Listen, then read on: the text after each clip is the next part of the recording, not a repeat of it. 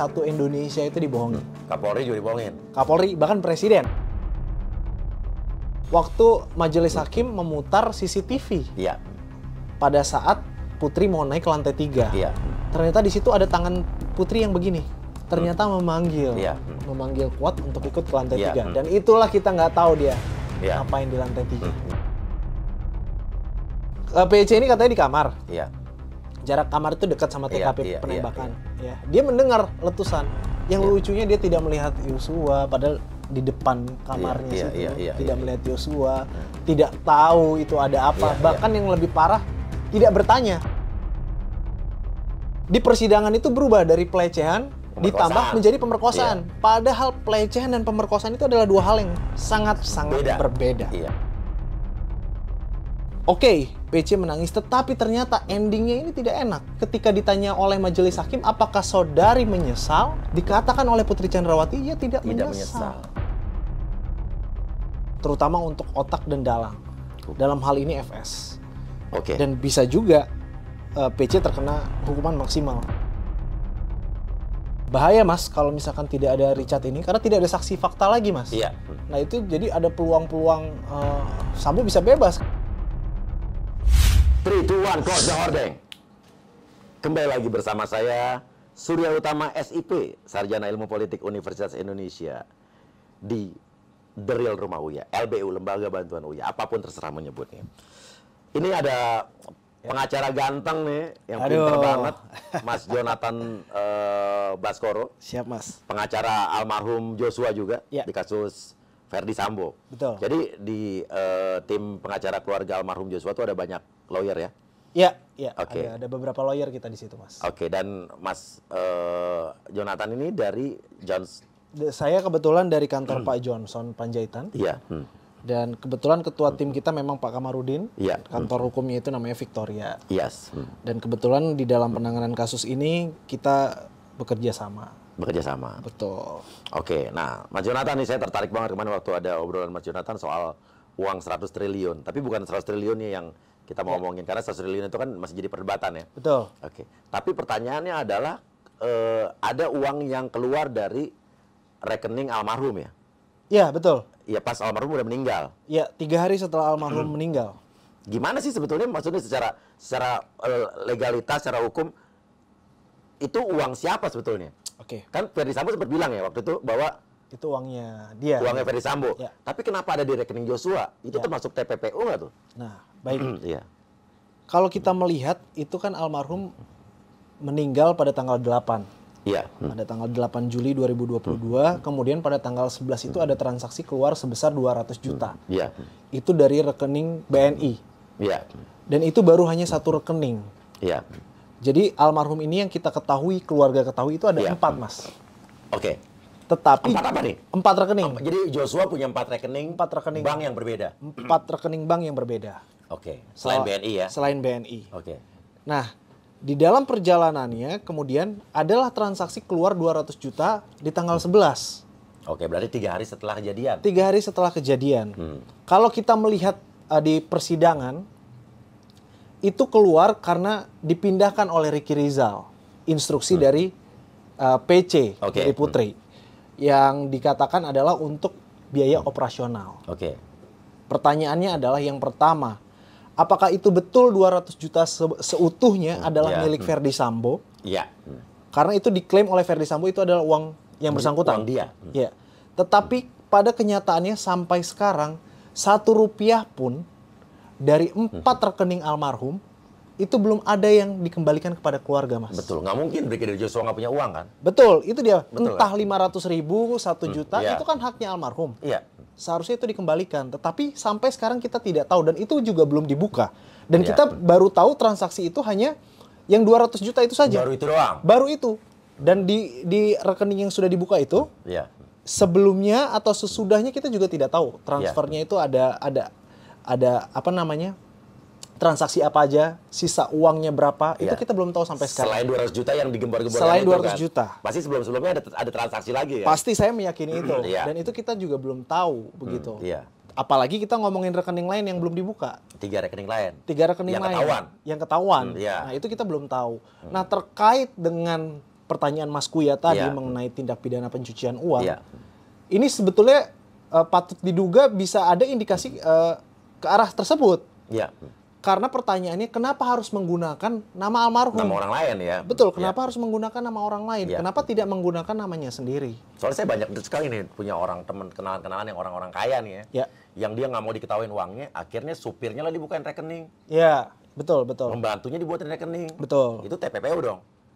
Nah, itu Kan kalau uangnya supaya orang nggak tahu karena Ya, aliran ya. dananya nggak jelas nih gitu betul, itu ada indikasi. Iya, iya, Itu iya. akan didukung dengan rekening-rekening gendut biasanya, kan. Mas. Iya, iya. Contoh, saya kasih contoh yang memang Iya. fakta begitu.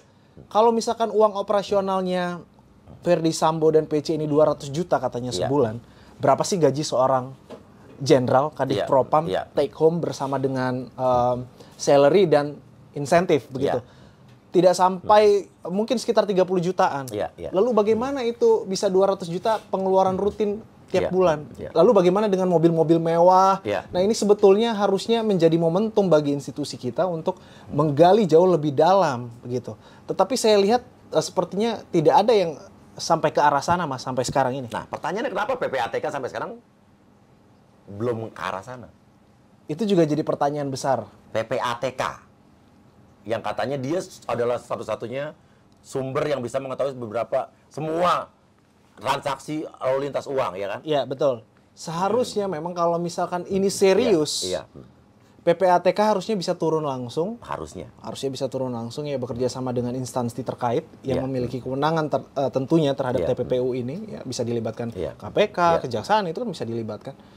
Tetapi kan sampai sekarang nyatanya kita tidak tahu dan tidak ada seperti ya pergerakan Iya. sampai ke arah sana. Kita ngomongin yang paling Iya. awal dulu karena rekening kita ini aja Iya. belum dikembalikan itu Iya. loh. Jadi pertanyaan besar bagi Iya. kami keluarga Iya. khususnya. Nah, sekarang gini, rekening tadi ada 4 rekening Joshua ya. Ya. Oke, yang 3 di luar BNI. Gitu kan. Betul. Oke, artinya gitu kan, apakah karena sekarang kan itu belum dibahas lagi kan, Belum. dibuka lagi. Ya. Yang rekening tadi BNI tadi dengan rekening yang 3 lainnya tidak dibuka. Apakah tidak dibuka itu adalah untuk menutupi sesuatu? Atau dengan kata lain, kalau itu dibuka akan membuka tabir-tabir transaksi yang lain? Ya. Nah, jika pernyataannya Iya. seperti itu ataupun pertanyaannya Iya. seperti itu, Iya. ya kita patut menduga. Iya. Siapa tahu atau kemungkinan besar itu bisa saja terjadi, Mas. Iya. Karena yang tadi kembali memang harusnya pakai rekening sendiri. Kenapa Iya. tidak pakai rekening Iya. almarhum? Kenapa pakai Iya. rekening almarhum? Kemudian ada rekening yang cukup besar, di situ ada 200 juta, ya kan? Ya, itu yang ketahuan sekali doang. Itu yang ketahuan. Iya. Dan yang lainnya juga belum dibuka sampai sekarang. Iya. Kalau kita bertanya kemarin saya komunikasi dengan pihak keluarga, Iya. memang betul. Belum ada yang dikembalikan dan pihak bank itu hanya menyatakan selesai perkara ini baru akan dibuka dan dikembalikan. Nah, kita berharap itu semoga benar terjadi. Jangan Iya. sampai sudah ada yang ditutup-tutupi atau apapun itu, Iya. sehingga bukan real yang kita dapatkan, bukan Nah, informasi yang itu valid. permasalahannya. gitu. CCTV aja bisa berubah kan? CCTV aja bisa berubah dan dijadikan alat bukti di persidangan, walaupun itu hanya di flash disk yang bisa diedit, kan kita tahu itu. Oke. Bukan dari DVR. Nah, terus tapi secara legal Iya, ya, Mas. secara hukum, mungkin nggak orang yang udah meninggal rekeningnya diambil orang-orang lain? Ya, itu sudah sangat jelas tidak mungkin dan Nah, itu secara hukum apa nih? itu perbuatan melawan hukum, Mas. Iya. Jadi secara perdata, Mas, Iya. misalkan saya Iya. punya uang di dalam rekening itu 100 juta. Iya. Dan itu rekening atas nama saya. Iya. Itu tentu adalah uang kepemilikan saya secara sah. Iya. Karena itu kan tanggung jawabnya ada di saya. Dan nama saya. Iya. Artinya sebetulnya secara hukum hak Itu uang adalah ada, uang iya, saya, iya, iya. begitu. Tetapi kan kalau misalkan kita berkaca pada kasus pembunuhan Brigadir Yosua, Iya. ini ada transaksi keluar. Dan itu sebetulnya ya perbuatan melawan hukum jelas. Karena Iya. kan itu transaksinya kita nggak tahu. Katanya sih pakai mobile banking. Iya. Ya tentu itu kan harus ada PIN yang Iya. diketahui oleh biasanya Iya. pemilik sendiri. Iya. Karena dia yang harus buka itu ke dalam ke bank begitu. Iya. Nah, ini tentu sebetulnya harus di jendela awal Iya. untuk menelusuri hal-hal sebetulnya. lain, Iya. begitu. Akan dilakukan kan dari pihak keluarga? Kita sedang mempertimbangkan, Mas. Iya. Kita sedang mempertimbangkan. Agar tabir rekening ini dibuka gitu. Betul, karena iya. karena fokus kita juga memang adalah mengembalikan hak almarhum kepada keluarga. Iya. Nah, jika instansi-instansi terkait ini mau bergandengan tangan bersama kami, ya, kami nanti akan mempertimbangkan dan kami siap jika memang harus membuka laporan terhadap kehilangan uang di rekening almarhum ini. Karena kami anggap itu kan uang dari rekening kita, Mas. Sebenarnya gampang banget ya kalau memang dari pihak yang terkait mau ngajuin ke bank buka namanya, buku tabungannya, rekening korannya gitu Betul, itu sangat gampang kalau betul serius mau ditelusuri. Berarti ini sekarang cenderung tidak ada ketidakseriusan. Iya, kita pertanyakan ini keseriusannya begitu. Dari mana? Keseriusannya dipertanyakan dari mana? Karena buktinya sampai sekarang ini belum dikembalikan begitu loh ke almarhum. Oke. Coba ayo kita kembalikan dan buka lagi rekeningnya yang lain itu. Iya. Oke, sekarang kita lihat video ini nih. Sudah berapa lama kamu ditahan? Waktu itu penahanan pertama di Makobrimob kurang lebih tanggal 30 atau tanggal 31 September. Lalu tanggal 5 Oktober saya dipindahkan ke rutan cabang Kejagung. Kamu kenapa dijadikan tersangka? Saya juga tidak tahu, Yang Mulia. Oh, tidak tahu ya? Karena saya sebenarnya adalah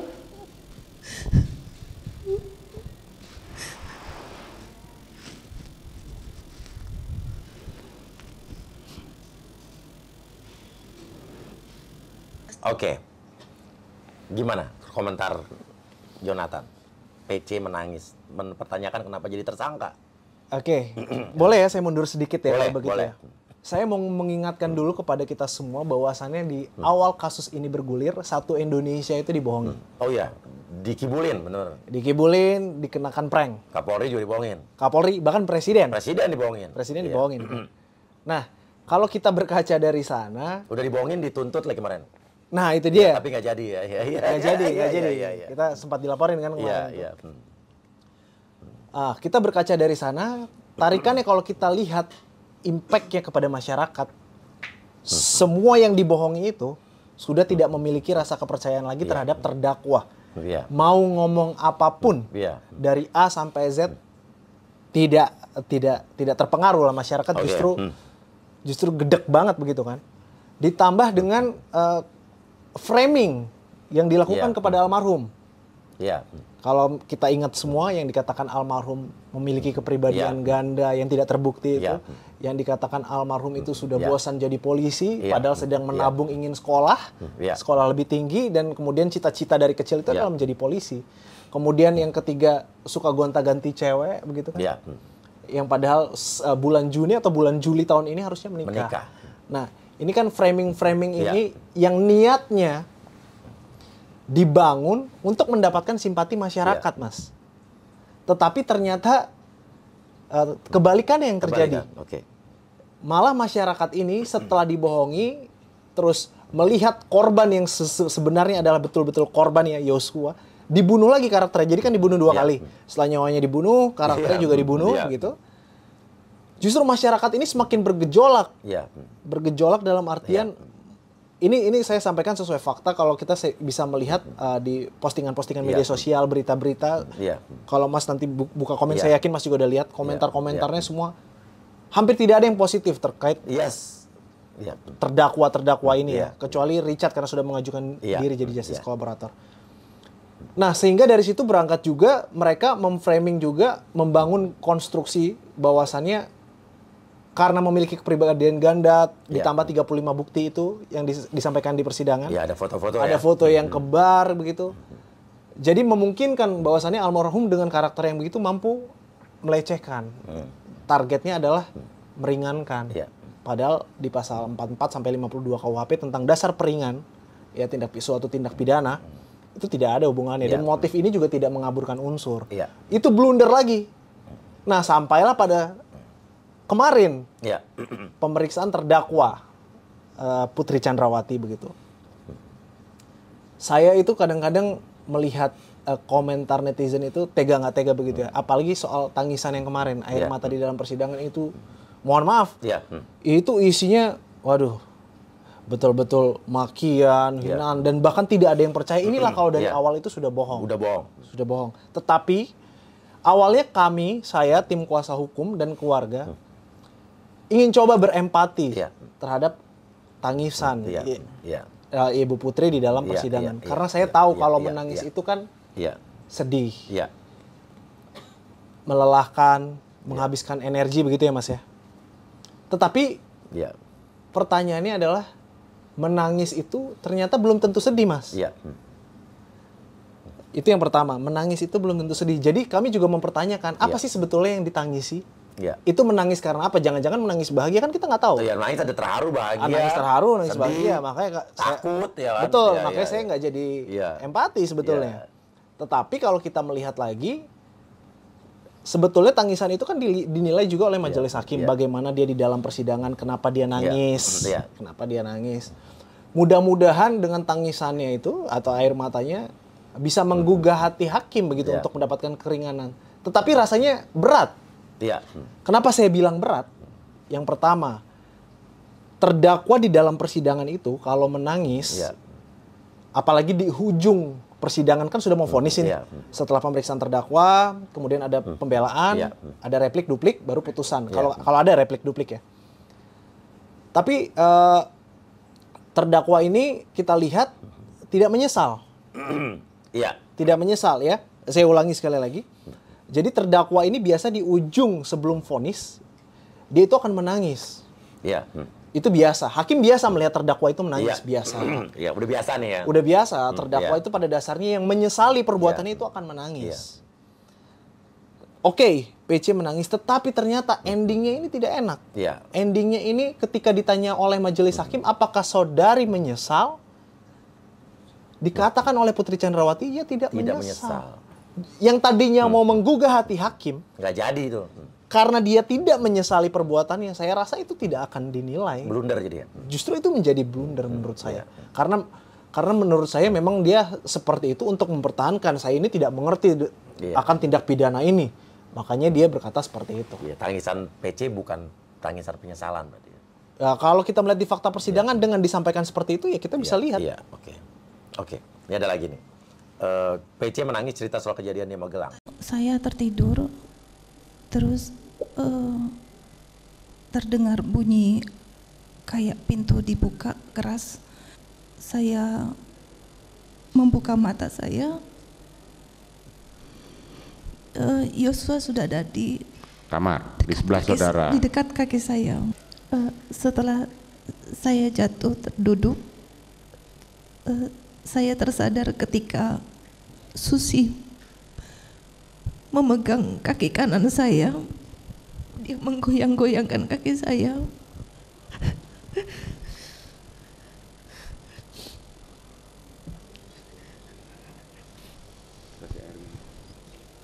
Lalu saya membuka mata saya.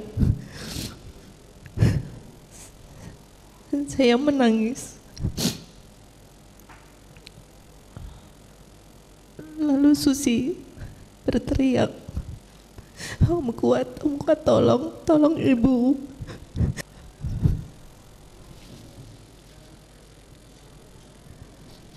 Nah, gimana nih? Ya, jadi begini Mas. Terkait pelecehan seksual yang terus Iya. diangkat sampai saat Iya. ini. Sebetulnya kami ini keluarga khususnya. Ya. Kami terheran-heran sampai kami sudah tidak ada kata-kata lagi iya. terkait hal tersebut. Iya. Tetapi penting kami sampaikan di sini karena yang disudutkan di sini adalah almarhum, Iya. anak dari klien kami. Iya. Tentu kami harus hadir di sini Iya. untuk membela klien kami secara faktual Iya. begitu ya, tidak dibuat-buat. Jadi begini Mas, kalau kita mau ngomongin pelecehan seksual sejak awal, pelecehan seksual ini ketika dikatakan di Duren 3 itu sudah tidak ada Mas. Udah, Mbak, udah Sudah dikeluarkan SP3, sudah dihentikan. pemberhentian, ya. Dan yang perlu saya informasikan adalah dihentikannya penyidikan terhadap peristiwa tersebut karena tidak ada peristiwa pidana. Betul. Karena kemarin ada yang bilang itu dihentikan karena almarhum sudah meninggal. Iya. Padahal itu tidak ditemukan peristiwa pidana. Harusnya tidak ada tuh peristiwa itu, nggak ada ya. Memang tidak ada Iya, peristiwa itu. dibuat-buat. Dibuat-buat. Itu ya karena ini institusi Iya. Polri yang mengeluarkan, dalam Iya. hal ini Polres Jakarta Selatan. Iya, dan Kapolri udah ngomong juga kan. Betul. Iya. Kemudian berubah menjadi pelecehan di Magelang. Tetapi ketika kita mengikuti fakta di persidangan, ternyata banyak kejanggalan terkait Iya. pelecehan seksual ini. pertama Ya. yang tadi sudah di SP3 berubah ke Magelang. Magelang. Kemudian ada berubah lagi, Mas. Di persidangan itu berubah dari pelecehan ditambah menjadi pemerkosaan. Padahal pelecehan dan pemerkosaan itu adalah dua hal yang sangat-sangat berbeda. Iya. Ditambah katanya ada bantingan-bantingan juga. Iya. Ya kan ada pelecehan seksual yang dengan kekerasan begitu ya. Tetapi tidak ada bukti visum. Sama sekali nggak ada. Sama sekali. Dan nggak mau divisum. Nah, itu dia. Nggak mau diperiksa waktu dulu pertama kali Nah, itu lapor, dia. kan? Kita juga bingung. Iya. Sedangkan kalau kita melihat, kita ngomongin di fakta persidangan supaya kita nanti nggak dibilang ngomong ke sana ke sini. Benar. Betul kan? Kita ngomongin fakta persidangan aja deh. Kita ngomongin. Ahli kriminologi itu sudah berkata, kalau korban pelecehan seksual itu harus ada visum. Ya, harus Ada visum, karena itu yang bisa membuktikan pemerkosaan ya. Orang ditempeleng aja di visum ya kan? Iya, kalau nggak cuma bisa ngomong aja. Iya. Cuman kan di sini pembelaan dari kubu FS dan PC. Iya. Keterangan terdakwa PC dalam hal ini tidak berdiri sendiri. Iya. Didukung oleh ahli psikologi forensik. Dan yang itu adalah ahli psikologi forensik yang dulu meriksa waktu dia melaporkan pelecehan di Duren 3. Betul. Dan udah dinyatakan peristiwa itu nggak ada. Peristiwa itu sudah dihentikan. Artinya kan dia dari ahli forensik yang saat itu dia bilang kan depresi Putri kan. Betul. Tapi padahal peristiwanya nggak ada. Betul. Berarti kan asesmen dia udah salah kan? Nah, itu Tapi dia kan. dia bersaksi lagi Dan menyatakan kredibel. Ya kan udah ngaco ya kan? Nah, itulah. Iya kan? Tapi nggak apa-apa, Mas. Kita coba ikutilah. Kita ikutilah. Iya. Jadi karena memang kita mengikuti ini, jadi di tengah-tengahnya ini kejanggalan-kejanggalan itu Iya. keluar sendiri dari Iya, pernyataan iya, yang iya. bersangkutan terdakwa PC dalam hal ini. Iya. Oke, kita ngomongin ahli psikologi forensik itu yang juga ya. Cewek itu siapa nama itu ya? Reni kalau nggak salah, Ibu Reni ya. Iya. Dari ahli psikologi forensik ini sendiri mengatakan bahwa pada saat kejadian itu, PC ini Putri Chandrawati mengalami freeze dari otak sampai ke kaki. Jadi semua bagian tubuh freeze. Jadi tidak bisa bergerak. Iya. Tapi di fakta persidangan apa yang disampaikan? Ternyata PC ini sempat manggil-manggil. Iya. Manggil Susi ya? Susi, manggil Kuat. Ya. Alih-alih dia menenangkan diri habis diperkosa dan dibanting begitu. Kuat yang katanya marah-marah, dia masih bisa menenangkan Kuat itu. Iya. Nah, ini kan sudah tidak masuk di akal sebetulnya. Iya. Kecuali anomali orang yang bagaimana gitu. Betul. Dan logikanya katanya ya logika sederhana aja, Mas. Nggak usah repot-repot. Habis diperkosa nih. Ya. Habis diperkosa, dibanting-banting. Iya. Freeze. Iya. Bisa manggil Kuat, bisa manggil Susi, terus Kuat marah-marah masuk. Kuat marah-marah terus masih bisa Tenang, Kuat, tenang ya. Itu kayaknya nggak masuk. Kayak menurut saya itu sih nggak masuk di akal. Mungkin hanya ada di film-film amatiran. Ya film-film juga ada ya begitu. Iya. Ya menurut saya nggak masuk di akal. Iya. Kemudian yang lebih hebat lagi, Mas. Iya. Setelah diperkosa, dibanting-banting, masih manggil yang memperkosa dan membanting-banting dia. Iya, dipanggil ke dalam kamar. Dipanggil ke dalam kamar. Ngobrol empat mata. Tadi kamu ngapain saya sih atau gimana gitu? Nah, itu juga kita nggak tahu. Iya. Nah, itu secara keilmuan sederhana saja begitu. Logika lah, Logika deh, berpikir. Logika sederhana. Logika yang sangat-sangat sederhana. Iya. Nggak mungkin ada yang memerkosa, yang udah ngebanting-banting itu dipanggil lagi ke kamar, Mas. Iya.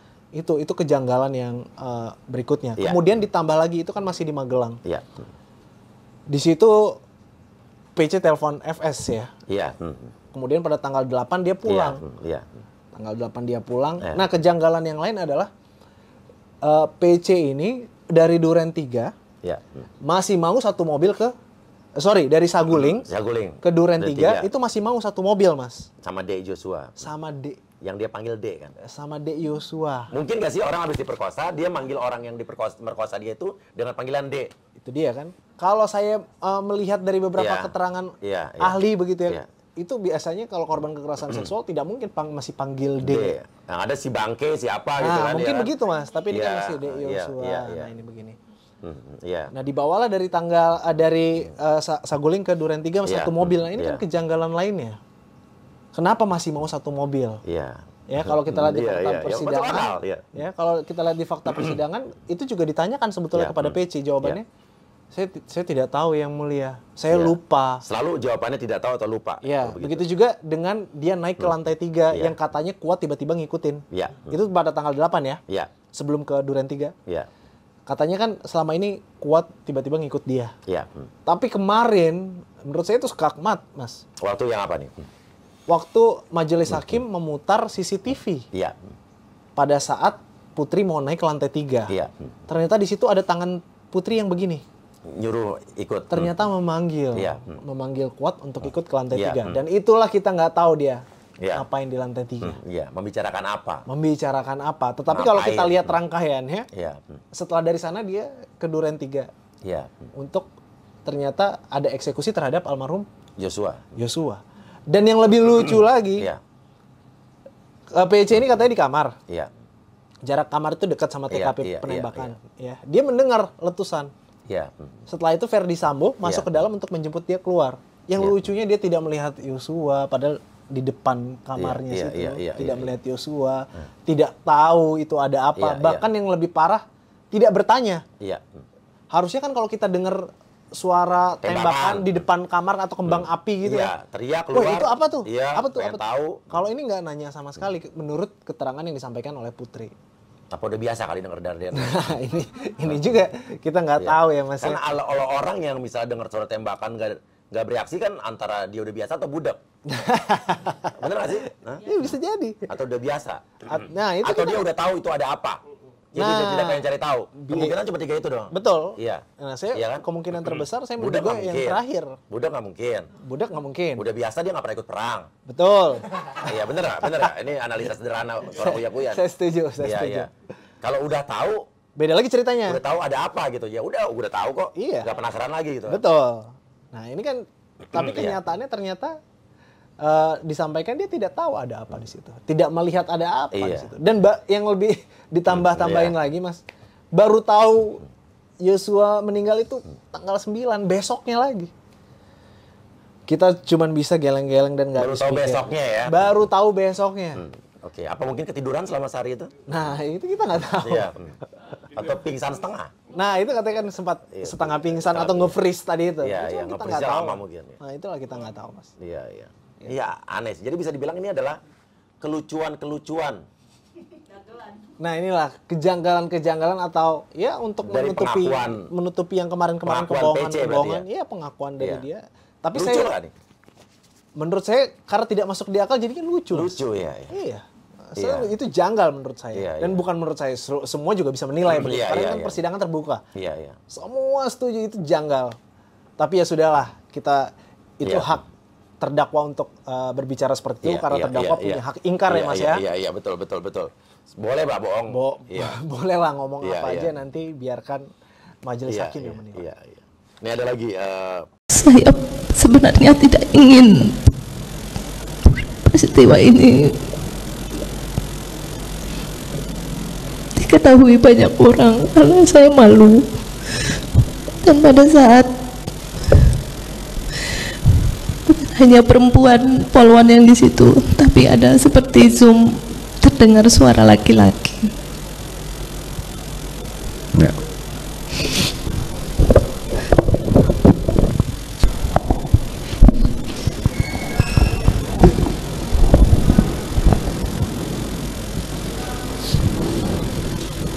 Udah, Bu, jangan menangis ya.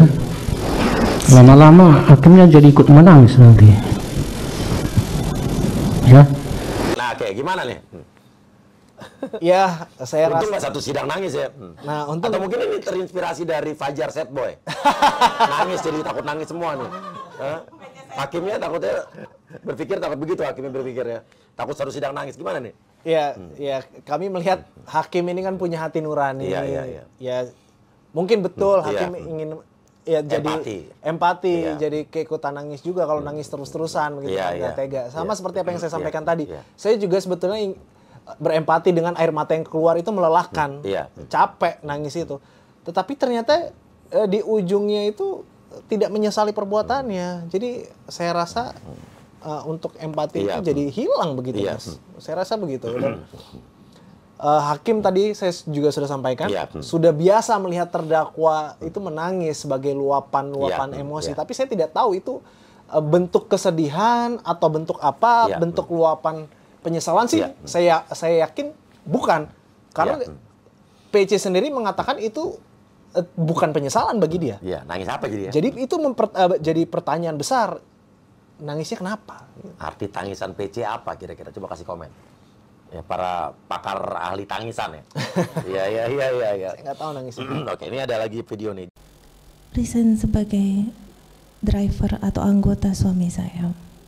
Resign jadi anggota dari suami saudara, artinya kembali ke Korps Brimob lagi. Kalau tidak salah Yosua sudah masuk jadi anggota Bareskrim. Maksud saya adalah dia tidak bekerja lagi di rumah kami. Iya. Betul. Kemudian apa yang disampaikan Joshua? Lalu Yosua menangis dan dia minta maaf atas perbuatannya dan mohon ampun pada saya. Gimana tuh? Percaya? Kalau kami dari awal sampai detik ini Mas ya. Detik ini udah tahun baru nih. Iya, 2023. Sampai saat ini Iya. kami tidak percaya dengan apa yang dikeluarkan dari terdakwa. Kecuali Richard. Sampai saat ini ada pengecualian ke Richard karena dia sudah mengajukan diri sebagai GC. Kemudian terkait dengan hal tersebut. Nah ini kembali lagi sebetulnya sudah tidak masuk di akal Mas dari awal. Jadi kita nggak jangan ngomongin di dalam itu ngomongin resign, jangan dulu. Kita ngomongin dulu Yosua ini dipanggil setelah memperkosa PC. Iya, dipanggil ke dalam kamar. Karena kan resiko lagi kan. Resiko lagi yang pertama, yang kedua kan katanya lagi nge-freeze. Lagi nggak bisa bergerak. Tapi kok sempat-sempatnya begitu. Nah ini dari sini aja kita sudah melihat itu sudah tidak masuk di akal. Apalagi kalau berbicara mengenai Yosua diminta untuk resign. Itu menurut saya ya hanya pembelaan PC saja tentunya.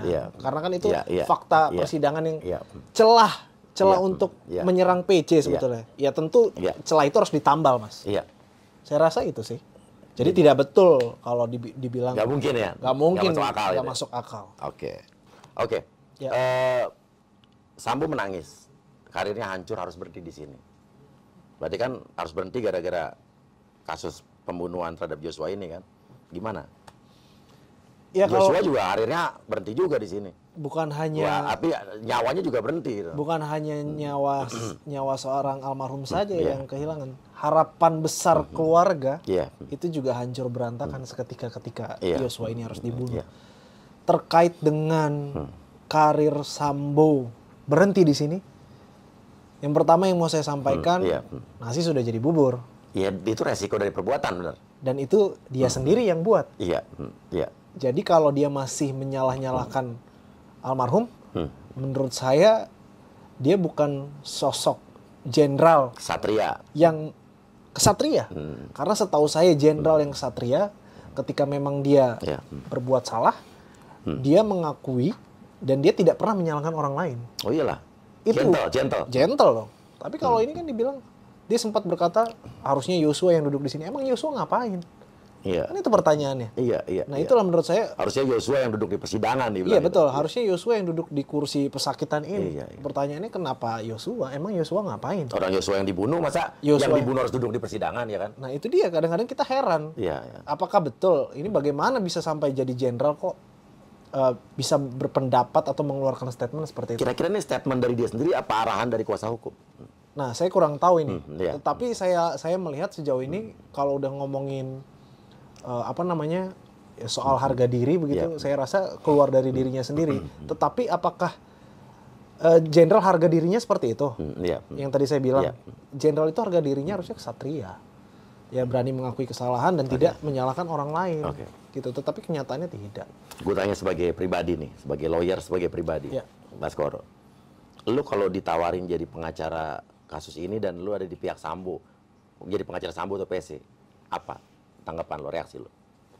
Sebelum sampai menjadi pengacaranya terdakwa begitu. Jadi kalau di kami, di tim kami, di kantor kami, ataupun saya pribadi tadi pertanyaannya, Jadi lawyer itu ada julukannya officium nobile namanya, Mas. Iya, betul, saya tahu. Ya, Mas tahu pekerjaan yang mulia begitu ya. Dan bergerak berdasarkan kemanusiaan. Iya. Sehingga kami ini masih memegang teguh prinsip idealisme sebetulnya, Mas. Iya. Karena kalau misalkan orang lain itu pilih-pilih kasus karena harga dan segala macam. Kalau kita ini pilih-pilih kasus layak dibela atau tidak layak? Layak dibela atau tidak layak? Layak dibela atau tidak layak? Memang pada dasarnya kalau kita mau ngomongin hakikat kita sebagai manusia, tentu secara hukum sah dan itu juga diatur oleh undang-undang, berhak mendapatkan pembelaan hukum. Ya. Tetapi ini kembali lagi ke pribadi. Nurani, hati Nurani, nurani. panggilan nurani. Iya. Contoh, saya berikan contoh. Jika saya diminta untuk menangani kasus narkoba, berapapun bayarannya, tidak akan mau. Tidak akan pernah mau. Jadi kalau ada kasus kayak tadi Minahasa minta lo jadi pengacara, lo nggak akan mau? Itu kita tolak. Berapapun bayarannya? Berapapun bayarannya. Oke. Sekarang dipegang Pak Hotman nih? Sekarang dipegang Pak Hotman. Iya. Saya tidak ngecap, tapi begitulah. Kadang-kadang kan kita ini lawyer yang masih muda, begitu. Iya. Dianggap anak kemarin sore. Iya. Tetapi saya harus sampaikan di sini bahwasannya kita yang muda ini justru yang mengerti keadaan saat ini. Iyalah. Begitu, karena ini kan eranya kami, eranya kita pemuda. Sehingga kadang-kadang kalau kita dianggap sebelah mata, tetapi ternyata kita bisa membuktikan, ya itu menjadi sebuah kebanggaan bagi kita, pemuda ini mau peduli begitu. Iyalah. Begitu ya. Karena saya juga sebagai lawyer begitu, Mas. Saya pegang teguh itu prinsip kemewahan terakhir pemuda itu adalah idealisme. Betul. Jadi kalau pemuda ini udah nggak punya idealisme, menurut saya udah nggak ada harganya lagi, Mas. Betul, setuju. Saya rasa begitu. Setuju. Jadi lo juga dibayar berapapun nggak akan megang kasus seperti Sambo dan PC? Saya bisa yakinkan tidak, karena kita berapa miliar, triliun nggak akan berdasarkan hati nurani. Ini jujur. Tuh guys, kita harus punya idealisme. Betul. Jadi nanti kalau kita memilih legislatif kita, Dewan DPR yang punya idealisme. Jangan yang cuma janji-janji doang. Ya kan? Betul. Apakah saya perlu turun jadi DPR RI? Maju, Mas. Insya Allah ya. Maju di mana? Jakarta Selatan, Jakarta Pusat, Jawa Barat? Dua-duanya. Oke. Brebes. Nanti telur asin saya. Beli telur asin ya. Oke, benar, setuju idealisme. Betul. Oke, dan sekarang sebentar lagi udah masa-masa mau vonis dijatuhkan. Ya. Perkiraan lo, ini akan 340 pembunuhan berencana apa pembunuhan spontan 338? Saya meyakini sejauh ini akan dijatuhkan putusan 340. Pembunuhan berencana. Pembunuhan berencana, terutama untuk otak dan dalang. Dalam hal ini FS. Oke. Dan bisa juga PC terkena hukuman maksimal. Kenapa begitu? Pertanyaannya kan begitu. Karena kita melihat, Mas, di dalam persidangan itu, selain kita melihat fakta-fakta persidangan, kita juga majelis hakim itu juga menilai keterangan-keterangan atau kesaksian-kesaksian yang disampaikan oleh para terdakwa. Jika itu dianggap berbelit-belit, menyusahkan, menghambat jalannya persidangan, itu akan menjadi dasar pemberat, Mas. Bukan menjadi peringan dengan pembelaan-pembelaan yang disampaikan oleh terdakwa itu. Kemudian yang lebih parah adalah terutama kepada FS. Justru saya melihat banyak dasar pemberatnya. Karena apa? Karena yang pertama dia adalah seorang jenderal. Polisi. Polisinya polisi. Propam. Kan? Dia menyalahgunakan kekuasaan dan kewenangannya untuk menghabisi seseorang. Kemudian Verdi Sambo ini juga melibatkan banyak orang. Itu akan menjadi dasar pemberat. Ada berapa polisi yang diperiksa? Karirnya hancur karena Sambo. 95 kan kalau nggak salah. Selain itu efeknya apa? Menimbulkan citra buruk Polri. Betul. Di tengah masyarakat. Sampai jeblok sekali. Nah, itu adalah dasar yang sangat-sangat memberatkan. Dan sekarang saatnya orang mengkritik Polri dan tidak boleh ada orang yang marah dan tersinggung saat Polri dikritik. Oh, nggak boleh. Ya, bahkan kenyataannya yang begini sekarang kan. Iya betul. Iya kan? Dan bahkan Kapolri sendiri mengeluarkan statement di dalam podcast ini. Saya ingin menyampaikan apa yang disampaikan oleh Pak Kapolri, yang mengkritik Polri paling pedas akan menjadi sahabat Kapolri. Tapi sekarang yang kritik malah dilaporin. Nah, itu dia, kadang-kadang hukum kita ini kan begitu. Giliran yang kritik kenapa nggak ngasih statement ke kasus Pak Sambo ngebunuh? Nah, ini dia. Iya kan? Kadang-kadang kan. Makanya kekuasaan kewenangan ini kan kadang-kadang disalahgunakan, Mas. Nah, inilah harusnya sekarang saya sahabat Polri ya. Harusnya. Mas Uya kalau mengkritik Polri paling pedas, itu akan jadi sahabat Kapolri. Tapi saya takut nggak pedas aja nggak kritik aja nggak pedas aja dilaporin. Iya begitu ya. Begitu. Dan menurut lo akan ada hukuman mati 20 tahun atau di bawah 20 tahun? seumur hidup. Saya rasa hukumannya akan berbeda-beda terhadap 5 terdakwa. Iya, Ferdi Sambo. Ferdi Sambo saya rasa bisa jadi hukuman maksimal hukuman mati atau seumur hidup. Saya masih meyakini Tapi dengan 2 hal tersebut. undang-undang baru yang katanya orang hukuman mati nanti bisa ditinjau kembali. Nah, itu kan baru berlaku penyesuaian 2025 ya? 2025 Iya. dan ya kita lihat aja nanti. Iya. Kita lihat aja nanti. Kalau misalkan hukumannya seumur hidup tetap aja. Jadi hukuman mati kan tetap tidak bebas. Kalau misalkan berlaku undang-undang Iya, tersebut iya. nanti diberlakukan begitu. Iya. Ya tetap aja yang orang dihukum mati begitu berkelakuan baik tidak jadi dieksekusi aja bedanya Iya, Mas, tapi tapi tetap tetap harus menjalani Seumur hidup. hukumannya seumur hidup. Oke, kalau PC? Kalau PC kami melihat ketika dia berbelit-belit dan apalagi pelecehan ini jika tidak terbukti Mas, Iya. hakim memiliki keyakinan, Ya. saya rasa juga bisa mendapatkan hukuman maksimal, hukuman seumur hidup atau 20 tahun. Oke, kalau pelecehan pemerkosaan itu terbukti artinya ada kebohongan. Ada kebohongan, berarti kalau Pengacaranya tidak bisa terbukti. kena nggak? Ini kita ingat kasus Setia Novanto. Pengacaranya dulu Fredrik ada dulu. Akhirnya kena juga gara-gara kasus kepala benjol. Ingat nggak? Iya, iya. Iya. Jadi kalau Bisa misalkan nggak pengacaranya kena juga? kalau misalkan apa namanya pengacara itu sebetulnya punya Iya. hak imunitas Mas. Iya. Tapi dulu kenapa pas kasus Setia Novanto pengacaranya bisa masuk juga? Nah kalau itu dia juga merekayasa dirinya sendiri Mas. Oke. Dia juga merekayasa Tapi diri. kalau masalah andai kata kasus pemerkosaan atau ini tidak terbukti, Ya, ini bisa rekayasa, masa pengacara nggak tahu? sebetulnya kalau Iya. terbukti tidak terbukti itu yang menentukan adalah majelis hakim. Iya. Begitu. Iya. Tetapi kalau kita lihat di persidangan ini memang pembuktiannya dia adalah keterangan terdakwa. Kalau pelecehan Iya. seksual itu Iya. bisa dipakai. Iya. Kemudian yang kedua Iya. adalah ahli psikologi forensik. Nah, tergantung di sini dipakai sama hakim atau tidak sebetulnya. Iya. Itu sih, Mas. Jadi kalau pertanyaannya bisa diproses atau tidak, pengacaranya kebetulan sebetulnya pengacara ini dalam menjalankan profesinya selama benar Iya, on iya. the track gitu Iya, ya. iya. Menjalankan kode etik Iya, dengan iya, benar, iya. maka hak imunitas dalam membela kliennya itu akan berlaku. Begitu. Oke, bisa dibuktikan nggak dia tahu apa nggak tahu bahwa itu ada pelecehan atau nggak ada pelecehan? Nah, itu hanya FS dan pengacaranya yang tahu. Iya. Kalau Baradae kira-kira Kalau yang sudah mendapat, udah jadi JC ya? ya. Oke. Kalau kami melihat Baradae ini cukup konsisten di dalam menyampaikan Iya, keterangan-keterangannya dan dia mengajukan diri karena bahaya Mas kalau misalkan tidak ada Richard ini karena tidak ada saksi fakta lagi Mas. Iya. Nah itu jadi ada peluang-peluang Sambo bisa bebas kalau Iya, tidak ada iya. begitu. Jadi kami berterima kasih juga Iya. kepada pengacara Richard Roni. Talapesi Iya. ya yang mau membuka tabir Iya, ini ya mampu meyakinkan kliennya untuk membuka Iya. ini. Mudah-mudahan betul semuanya Iya, itu dibuka, iya, tidak ada iya, lagi yang iya. ditutupi. Jadi saya rasa hukumannya akan lebih ringan daripada terdakwa-terdakwa yang lain. Pasti. Di bawah 10 tahun, di bawah 5 tahun? Ya kalau saya bisa memprediksi ya mungkin ya segituan lah apa yang dikatakan Mas Bu ya. Iya. Ya sekitar 5 mungkin 10 tahun atau mungkin bisa juga di bawah itu bagaimana nanti Iya, bisa iya. melihat hakimnya bahkan Mungkin bebas nggak? bisa saja. Bisa saja. kalau kita mengacu pada pasal 48 KUHP Iya. di situ di perintah jabatan ya Iya. asalkan bisa dibuktikan itu perintah Iya, jabatan dan hakim meyakini bisa saja bebas. diputus bebas Mas. Buat Marif dan Ricky Rizal.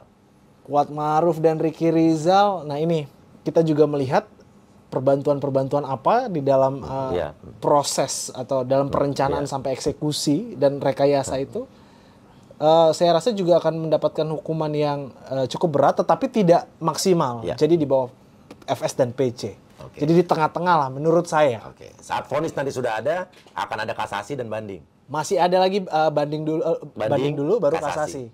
Keyakinan lo? Kalau hukuman maksimal saya yakin mereka akan banding dan kasasi. Apalagi banding itu kan tertutup tuh. Oke, banding dan kasasi akan bisa berjalan dengan profesional nggak menurut Jonathan? Inilah taruhan marwah dan kewibawaan institusi lembaga kita di Republik ini. Karena tertutup kan banding dan kasasi. Iya. Mungkin vonisnya nanti akan Iya, diumumkan. diumumkan, putusannya akan dibacakan. Nah, inilah taruhan institusi marwah kita ini sebetulnya ini titik balik kita ini ya Iya. untuk membenahi Republik ini khususnya di dalam penegakan hukum. Setuju. Serius nggak sih ini negara tebang pilih nggak sih Republik ini? Pertaruhannya bukan hanya di penegakan hukumnya, tapi di Pak Jokowi. Betul. Benar kan? Betul. Ini pertaruhannya kalau sampai mengecewakan dan dianggap Pasti. Tentunya ke kepala negara ini yang iya. paling tertinggi. Nah, iya. Saya percaya Pak Jokowi pasti bisa Saya mengawal yakin, ini ya. saya yakin, saya masih Iya. optimis. Iya. Walaupun memang kita lihat di belakangan Iya. ini banyak Iya. kasus suap ya, Iya. ya banyak kasus suap terhadap hakim begitu. Miris sekali kita melihat. Mudah-mudahan banyak kemarin kan. Mudah-mudahan ini jadi titik balik buat penegakan hukum dan kepastian hukum. Betul. Negara kita. Cukuplah nyawa Yosua saja yang dikorbankan untuk bisa membalikan keadaan kita menjadi lebih baik lagi, dan jangan sampai ada Yosua yang lain. Udahlah, saya makin yakin saya jadi DPR RI aja nih nyalon deh. Komisi 3, penegakan hukum, kepolisian, ya kan? Bener nggak? Iya, Komisi 3. Sudah saatnya, bener kan? Sudah saatnya, benar. Tapi harus kita korbankan di dunia entertainment nih. Iya, lo siap turun gaji nggak? Betul. Iya, gedean duit di entertainment kemana-mana. Oh iya dong. Iya, udah gue nggak jadi deh. Atau gue cari karyawan yang lebih murah lah. Oke, canda guys. Tapi gue serius nih, gue pengen terjun ke DPR RI nih. Oke. Amin. Yonatan, jadi terima kasih banyak. Terima kasih banyak Mas Uya. Ini saatnya juga buat kita muncul idola-idola baru. Lawyer-lawyer yang akan menjadi idola, hakim-hakim yang akan menjadi idola baru, jaksa-jaksa semuanya akan menjadi idola baru, dan juga sekaligus menurut saya nih ya, Siap. persidangan ini juga selain ada idola baru juga akan ada public enemy baru. Ya. Iya kan? Bener nggak? Betul. Saya nggak mau ngomong siapa, tapi kita udah pasti tahu semua. Ya, silakan kasih komen. Terima kasih. Ya, dan ini kapan kira-kira vonis akan ada?